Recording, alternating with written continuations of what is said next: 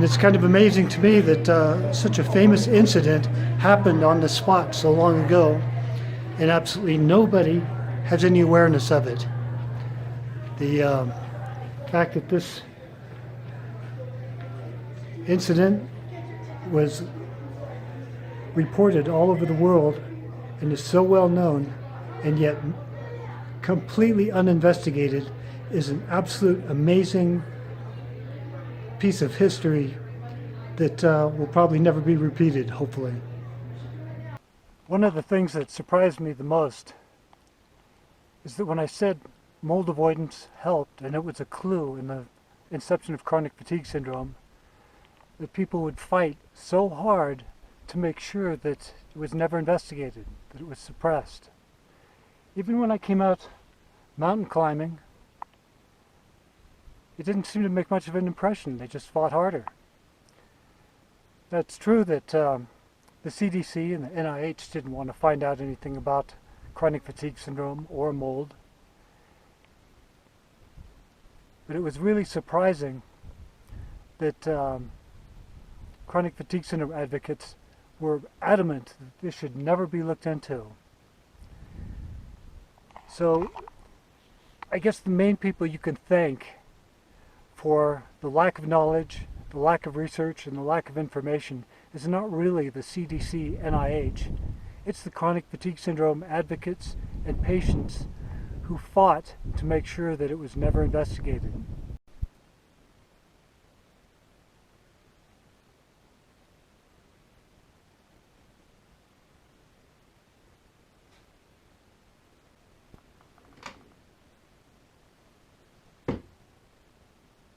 So we've had some meetings with Eric Johnson about that, and we've actually visited him, and he's a person that can help us. As in the mold. I don't want to call him the mold guy, but there's some. Well, he's had some experience, and we always like to gain the experience from the patients. The mold toxins, the mycotoxins that they produce, are unbelievably powerful and very scary. So the aflatoxin is the most mutagenic compound known. Mm-hmm. And so they're incredibly powerful, and there's a reason that they make these things for their own defense. Yes.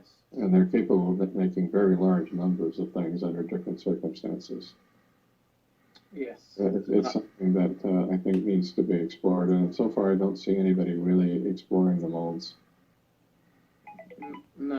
And it appears that chronic fatigue syndrome will have to go down in history as the syndrome that no one wanted to investigate.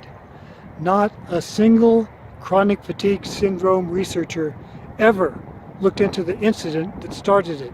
If they had, they could have known about the toxic mold in minutes. It's a serious disease. It has been recognized as such by the United States Department of Health and Human Services since 1988. I think all of us agree, one, that there is a problem. There's an illness called chronic fatigue syndrome. Sounds obvious. You know, for a long time, this syndrome has been highly controversial among medical circles as to whether it exists or does not exist. SIFIDs may be the most widespread, fastest-moving chronic disease to have emerged in the world in this century. No one can predict when, how, or who SIFIDs will strike next. In 1984, SIFID struck the resort community of Incline Village, Nevada. Almost 300 people in the Lake Tahoe area came down with a mysterious malady which the media would dub the yuppie flu. I remember seeing a patient who had been a former marathon runner and had come back from China and said she developed some illness in China and absolutely could do nothing after she'd come back. And I thought this was kind of a trivial viral illness, but she never got better. At about the same time, a whole bunch of patients from the community, from the girls' basketball team and some teachers from the Truckee High School, developed very similar complaints. The patients complained of fever, weakness, headaches, swollen glands, difficulty concentrating, and most of all, fatigue which no amount of bed rest could cure. At first, patients thought they had the flu, but it never went away. They kept accelerating to the point that I guess by the midsummer, July or so of 1985, we had almost 200 cases. So, do you believe that people are genetically predisposed to developing ME/CFS? Are there genetic factors at play? What we have found, there are some things which I think can account for the symptoms, and not all. Some symptoms are only present in some of the patients. I think we've seen some of that. Some of the genes show that. We have a few that we're very suspicious of, and that we're following up on that. And one of the things to keep in mind is that ME/CFS can actually occur in epidemics of its own.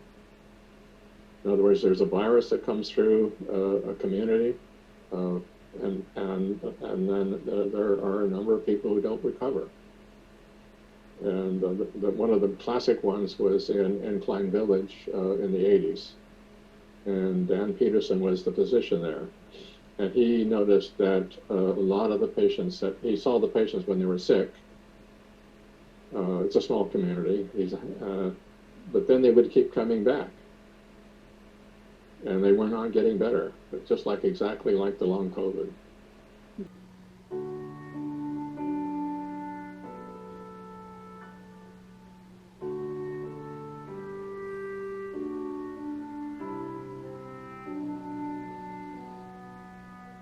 Dr. Richie Shoemaker is one of a limited number of physicians known for treating mold illness.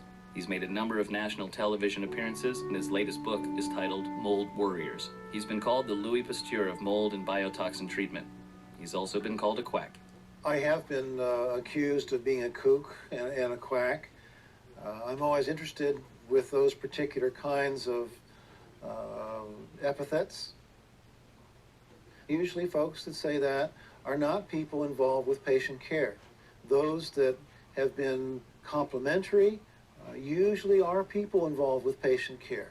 Usually are ones who looked at my data sets, who've heard some of my talks, maybe even read some of my books. A lot of them are homeless. Their families think they're crazy. Their friends think that they're crazy. They're desperate. They can't work. They're living in their cars. They're living in someone else's cars. No, it's pretty bad. There's been extensive involvement of the federal government.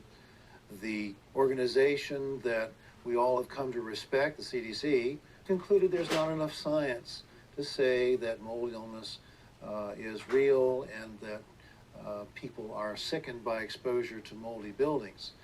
The same sentence follows, and then they say, but we don't think it's a good idea for people to be in moldy buildings.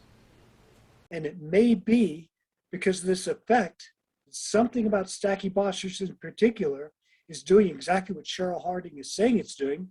It's tearing up the lungs, maybe creating a susceptibility, opening up your defenses so that now when you inhale other things like formaldehyde, pesticides, diesel fumes, other mold toxins, all these things are getting into the blood because your defenses are down.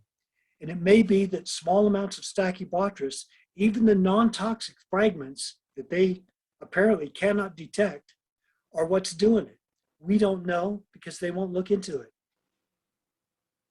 Well, that's just fascinating because it sounds like you just kind of explained a theoretical mechanism for multiple chemical sensitivity.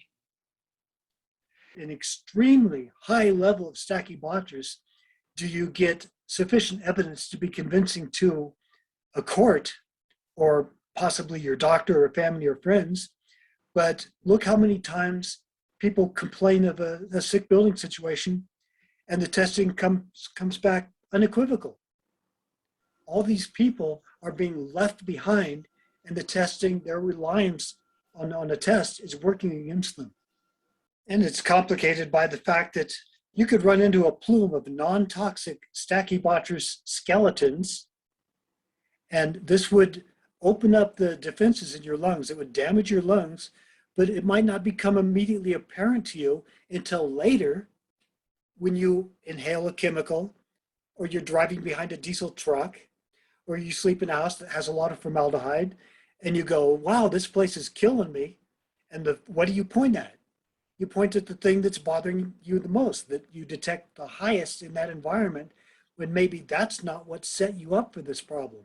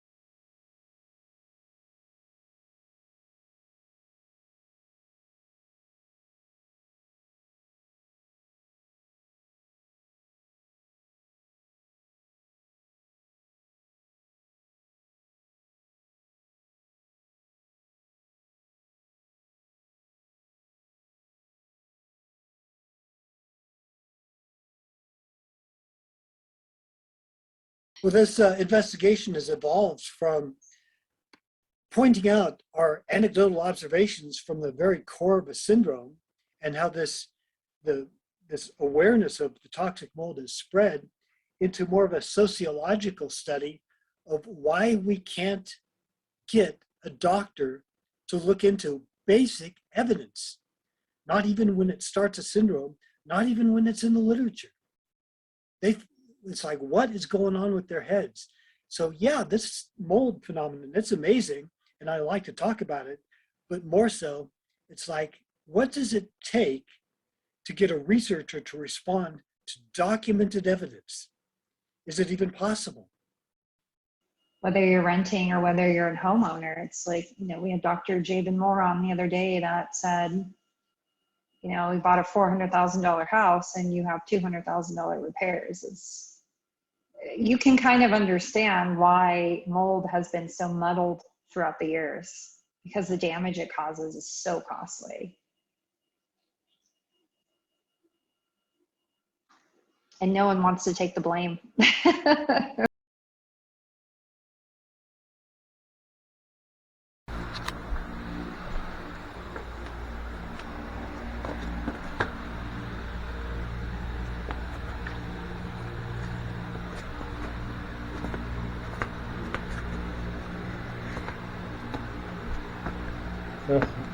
That's all it takes, I guess, to get mold in the structure of the building. I just put the tap on to clean the sink, because my mum always leaves like bubbles in there from this chemical, which I'm reactive to. I mean, I don't go in this room anymore without a respirator on, but I just like to clean the sink out, because sometimes I use the sink to like prepare a cloth. Fucking hell, can't believe this. Crazy. It doesn't seem too bad in the cupboard, but for some fucking reason, this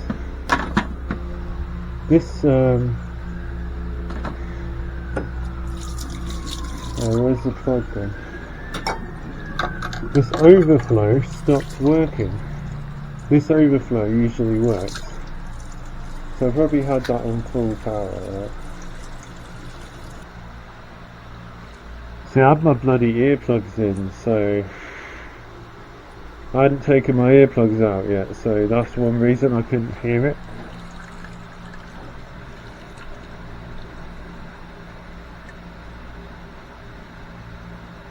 Let's see how long it takes.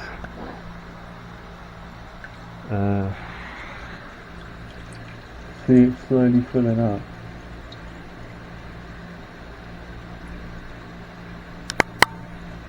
Oh dear. It could take, I don't know, 20 minutes, 15, 20 minutes. So yeah, it probably hasn't been leaking for that long. But once it gets into the floor, then you're in trouble, you know. Hopefully not too much got into the floorboards, but it doesn't take much to cause a mold problem, you know. There we are. So yeah, the overflow does work, but it's slowly fills up, depending on how much water's coming out, I suppose. If you had both taps on, it would be worse. I just think I just had one on. Well, the other thing is that prior to the 1980s, this type of complaint was completely unknown. Wasn't even in the literature. Nobody was pointing at mold in the way that we are now. And when it emerged, people started pointing at Stachybotrys. I mean, it really stood out.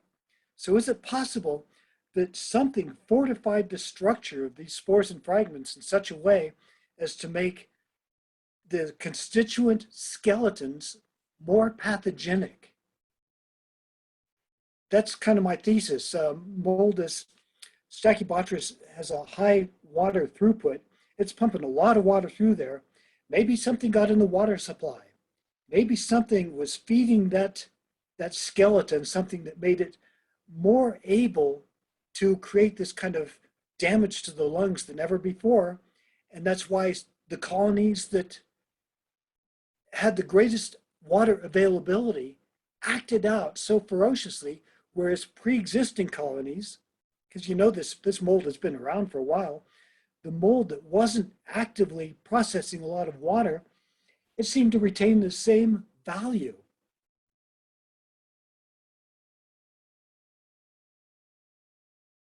Really started in the 1950s with Ansel Keys, and he threw out all the data that didn't go with his theory, and his theory was that the more fat you eat, the more plaque builds up in your arteries, and so he threw out the Chileans who didn't eat much fat but had heart disease, and he threw out the Danes, which ate a lot of fat and had low heart disease, and he just threw out all the ones that didn't go with his theory, and he was rewarded for it. He got on Time Magazine, Man of the Year, that sort of thing. And, when you look at, why did people make this colossal mistake? And the colossal mistake is that it was caused because Big Ag, wanted us to consume the foods that made them the highest profits.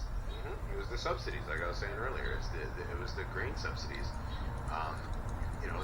That's why the food pyramid was created with carbohydrates as the base. You build your base of your diet off of breads and grains and cereals. Yeah, you see like all the which, as we're finding out, like nowadays, how many people not have, the amount of people that are self-diagnosed with celiac is ridiculous, and the actual number of people that have celiac disease is very small.